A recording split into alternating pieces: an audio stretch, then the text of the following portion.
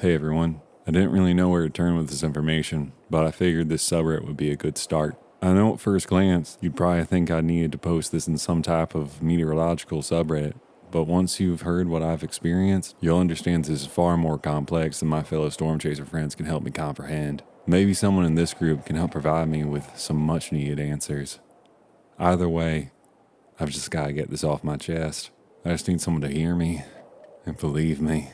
For as long as I can remember, I've always loved storms. My love of storms started from a very young age. I experienced my first tornado when I was 7.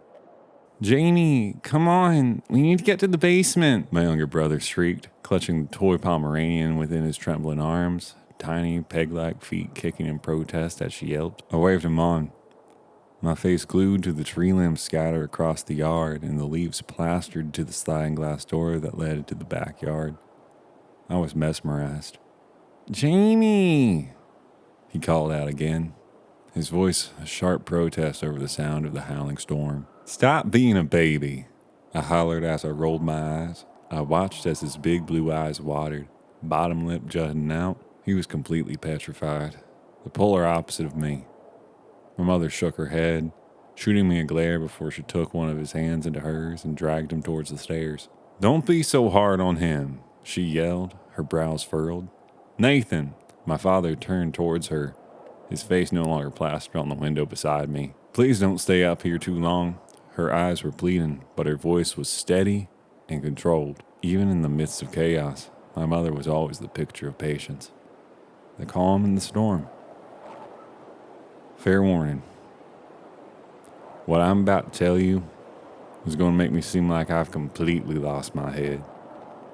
But I'm telling you right now, I witnessed this with my own eyes, and it most certainly happened. I'm a storm chaser, and today, the clouds fell from the sky. Well, correction, I thought they were clouds. But for the sake of what I'm about to tell you, that's what we're going to call them for now. Just bear with me. I know you're probably wondering if I caught this crazy phenomenon on camera, but, well, let me just explain what happened. It will make more sense that way. Without going into too much detail about where I live, it's probably important to note that I reside in the South, in Tornado Alley. Now, what made this storm strange is that in my specific area, tornadoes ramp up the most in April, 291 tornadoes on average. And although late fall and winter tornadoes are not uncommon, this one was particularly bizarre. I haven't mentioned it to anyone except for one of my closest friends, but I know by the look on his face that he thinks I maybe had a moment of delusion or psychosis or something else entirely. But I know what I saw, and I know what it was. Supernatural. This wasn't just some mere storm. This is something I'll never forget for as long as I live. So, here it goes. Within my friend group of other storm chasers, I had quickly become known as the one who danced with danger. I had successfully chased some of the most life-threatening storms in my area, so I figured this one would be no different. In true southern fashion, chasing storms a lot like bull riding. You never know what you're dealing with until you grab that sucker by the horns. This was one of those instances. Nothing could have prepared me for the nightmarish encounter that awaited me that afternoon. When I hopped in my van to go chasing that storm, the last thing I'd expected was getting stranded in the middle of it. Jamie, you gonna be alright out there, man? The concern in my friend's voice made me chuckle. Listen, I'm sure this beast isn't anything I can't handle. I'm fully prepared to tackle it head on. I heard the phone crackle before he responded. I don't doubt you're fully prepared, but this one's supposed to be real bad. I really think you need to... Brian's voice cut out before he could finish his sentence. I sighed and tossed my phone over in my passenger seat. Stupid dead zone. As the storm approached, the atmosphere noticeably shifted. Hail rained down with fury, pelting my windshield and belting against the sides of my van. But the winds were far worse. Large gusts pushed and shoved against the vehicle with phantom-like hands as I fought to keep it on the road. Hands gripped the steering wheel tightly. Knuckles whitened as I drove closer. This part always was my favorite. The build-up, the anticipation, the danger. It was almost like an adrenaline rush to me. And this storm was definitely going to be my next fix. No matter what, I was hell-bent on capturing its true nature on camera. I just had a feeling about this one. I worked methodically between keeping an eye on the road, keeping an eye on the sky, and keeping an eye on my Doppler radar. For those who aren't familiar with these, red is typically the target moving away from the radar, while green is applied to the target moving towards the radar. And right now, it was glaring green. I struck gold. When I came to stop on the side of the road, the darkness enveloped me. I positioned my storm-chasing van, my camera recording, my radar equipment started pulsating like a heartbeat. Gotcha, I whispered aloud, excitement evident in my tone. This one was going to be massive. That's when the impossible happened. The clouds, once swirling masses of gray and white, began to descend from the heavens. I cocked my head to the side, examining the sky with complete and utter horror. No longer fixed on my radar, my eyes widened, my heart pounded with terror, when what appeared to be clouds descended closer and closer, quickly revealing something else entirely. Ethereal and grotesque winged beasts fell from the sky in droves, their once glorious wings now tattered and charred. My breath caught in my throat as I watched those celestial beings plummet from the sky, their faces twisted in agony and despair. A gasp caught in my throat as I watched them land all around the van, their bodies twisted and mangled, writhing on the ground. My radio cut in and out, the sound full of static. I couldn't help but freeze when I made out the words of a familiar church hymn. I hadn't heard it in ages, but it quickly sparked a memory. Mama, what's going on about up there? My little khaki-clad legs swung in the church pew as I twisted the string of the hymn book around my pointer finger. Shh, whisper. My mother chastised, shaking her head disapprovingly. He's talking about fallen angels. But I don't understand. Jamie, just listen. With a sigh, I tucked my legs under me and wiggled my knees so I could see the preacher better. Mr. Jenkins always sat in front of me, and I couldn't ever see past his shiny bald head unless I moved a little to the right and adjusted my seating position. The preacher was a tall, lanky man, and his hair was all salt and pepper. He had an unusually deep voice, but it was calm and warm, nothing like the fire and brimstone preacher my mom said she grew up with. Then, the war broke out in heaven. Michael and his angels fought against the dragon, and the dragon and his angels fought back. I cocked my head quizzically at his words before I looked over at my mother again, lightly tapping on her shoulder and whispering into her ear. Who's the dragon? Satan. He's about to tell you that, though. Just listen. She turned back to the preacher. I pondered this for a moment before I did the same. But he was not strong enough, and they lost their place in heaven. The great dragon hurled down that ancient serpent called the devil or Satan, who leads the whole world astray. He was hurled to the earth, and his angels with him. The words formed on my lips before I could even comprehend what I was uttering. Fallen angels. Something deeply rooted in me knew I should flee, but morbid curiosity held me captive. I continued to film, unable to tear my eyes away from the grotesque spectacle before me. There had to be at least a dozen that I counted so far, until the 13th fell right on the hood of my van. The metal made a horrible crunching sound as its body dented it, the windshield shattering as one of its monstrously large wings protruded straight through it. A terrified scream left my lips as charred feathers flew across my lap, the very tip of its wing brushing against the collar of my shirt. My breath stilled then. A breath caught in my throat as I peered up at the being in front of me. Despite being horribly deformed from the fall, her legs twisted and bent at weird angles. She was breathtakingly beautiful.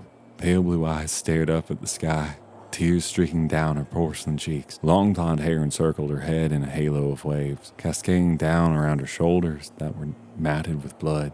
With widened eyes, I watched as her chest slowly rose and fell. Her lips parted, and her brow scrunched as she choked on blood the color of rubies. She was breathing. She was still alive. Father! She cried out, her voice a strangled sort of sound. Why have you forsaken me? With a click, I hurriedly unlatched my seatbelt and made a move to shove open the van door. Jamie. I froze, my hand still on the door handle. My frightened gaze traveled over towards the voice coming from the woman still splayed out on the hood of my van. Her head suddenly turned. Those hauntingly blue eyes now fixed on me. How did you know my... Come here. Her voice called to me, soft and smooth, dripping from her lips like golden honey. It was the most melodic sound I ever heard. My hand slowly released the door handle, reaching towards hers instead. Her outstretched hand was bloodied and raw, but her eyes were reassuring. I won't hurt you. Her words promised. With shaky hands, my fingertips trembled the moment hers intertwined with my own, and then I screamed. I screamed and screamed and screamed. The amount of pain that radiated through my entire body felt like I was being dipped in a fire pit. Flames licking my skin and burning at my flesh. Desperate cries left my lips as I tried to pull away, but she clung on to me with a vice-like grip. The only thing that cut through my agonizing wails was her voice, clear as a bell in my ear. Jamie. She hissed, eyes glowing unnaturally bright as her hands gripped mine so hard that her nails bit into the tender flesh. Do you believe in God? She questioned. The words gritted out between clenched teeth. My lips trembled as I cried, the pain almost becoming too much to bear. I shook my head and pled with her instead. Please, I croaked, my words coming out between strangled breaths. Let me go. Answer me. She demanded, blood pouring from her nose and seeping into the tired skin of her cheek. It was as if she was transformed before my eyes, her body changing into something hideously frightening. Yes, I managed to sputter out. Yes, I believe. A dark chuckle fell from her lips, her body quaking as blood sputtered up from her throat, imitating a geyser. The flesh along her scalp wriggled and writhed. Her once beautiful blonde hair broke free and blew away in the breeze like a tumbleweed. Large blisters popped and exploded across her torso, a cottage cheese-like substance bubbling up and oozing across her body as she wasted away in front of me. You silly human. She spat. You believe in a God that dooms my soul to this kind of torment? My brows furrowed as it choked back another round of screams. The pain I felt transformed into ice-cold water. So cold, it was as if I was burning all over again. It was like being plunged beneath the surface of a polar cap in the dead of winter. It was so cold I couldn't breathe. I couldn't move. I couldn't even scream. Please, I begged. Please stop this. And then, before I even realized what I was doing, I felt my lips form the words I said countless times before dinner, the words I mumbled sleepily when my mom tucked me into bed at night, the words I muttered under my breath before my very last exam in college, and the words I cried when I helped lower my mother's body into 6 feet of rich, muddy earth. Our Father, who art in heaven. Stop! She screamed, her body now melting into thick sludge sliding off the hood of my car like melted caramel. Hallowed be thy name. Thy kingdom come. Thy will be done, on earth as it is in heaven. My voice shook as I fought past the pain, clinging to the words instead of focusing on the fear that was racing through my system and spiraling out of control. No! She shrieked, the lower half of her torso now completely gone. Give us this day our daily bread, and forgive us for our trespasses, as we forgive those who trespass against us. And lead us not into temptation. My shouting grew louder as her fingertips slowly slipped away from my own, the pain from before dampening into a dull throb.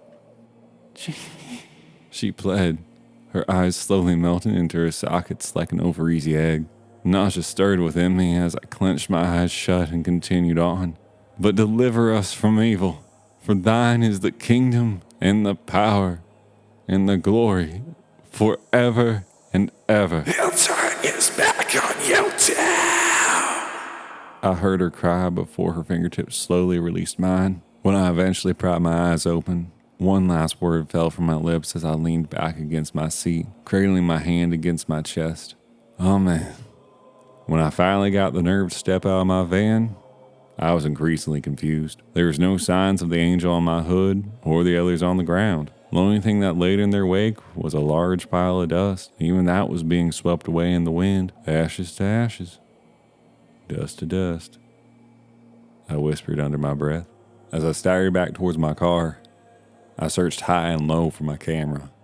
I just needed some type of confirmation of what I'd seen play out before my very eyes. But when I finally found it, catapulted in the back of my van under the passenger side seat, there's nothing but scraps and pieces of it. I scrambled around in hopes of finding the SD card, but it was nowhere in sight. Every last speck of hope I had of trying to prove that this actually happened was crushed. No one would believe me. And then my phone rang. Brian?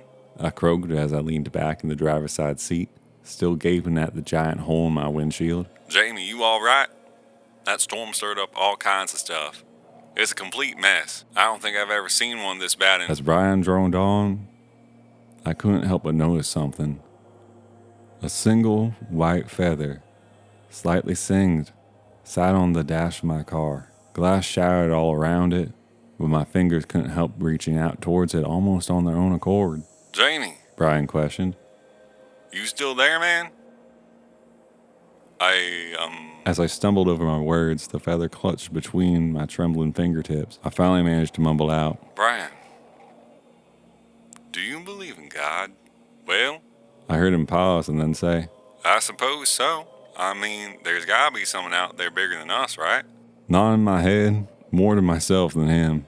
My eyes suddenly dropped down to my hands, the feather falling out of my grasp and flowing down onto my lap. 5 angry red crescent-like shapes burned into my flesh. This was real. This was real. This was real. With a shaky breath, I clutched the phone to my ear and breathed out a frightening realization. Brian, I always thought heaven was in the sky. But now, I'm not so sure.